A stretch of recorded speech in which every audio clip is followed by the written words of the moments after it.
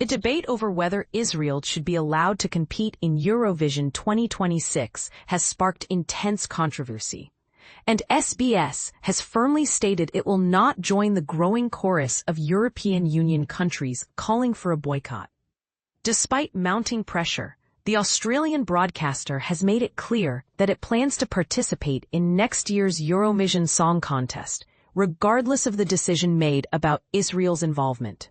The final call on Israel's participation will be made by the contest's governing body in December.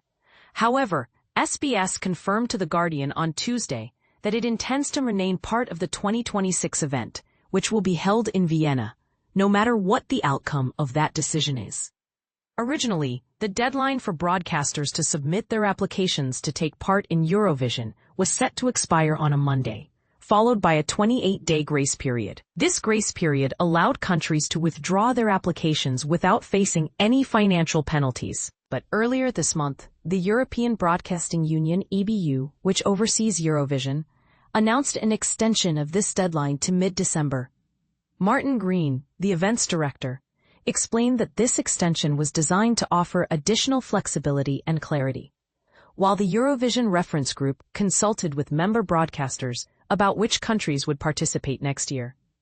Already, several EU countries, including Ireland, Slovenia, Spain, the Netherlands, and Iceland, have publicly stated they will refuse to participate if Israel is allowed to compete. Their stance is a direct response to the escalating humanitarian crisis in Gaza, which has drawn widespread international concern.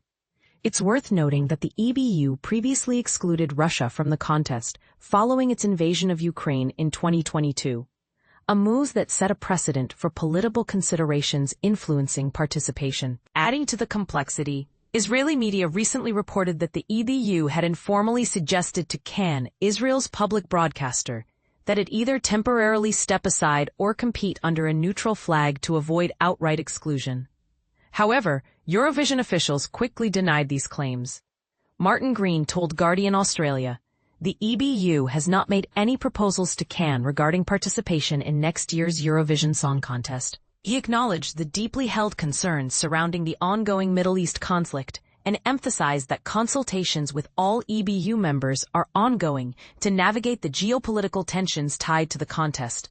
Broadcasters have until mid-December to confirm their participation, and the EBU respects whatever decisions they make. CAN CEO Golan Yokpaz weighed in on the debate, telling the Times of Israel that Eurovision is fundamentally a cultural celebration, not a political arena. He pointed to Israel's strong track record in recent years, including multiple top 5 finishes and a win since CAN's establishment in 2017, as evidence of the country's commitment to the spirit of the contest. Back in Australia, the controversy has sparked calls from political and advocacy groups for SBS to join the boycott. The Australian Greens and the Australia-Palestine Advocacy Network, APAN, have both urged the broadcaster to reconsider its stance. Senator David Shoebridge, the Greens' foreign affairs spokesperson, argued that the glitz, the sparkles, and the music of Eurovision should never overshadow fundamental human rights issues.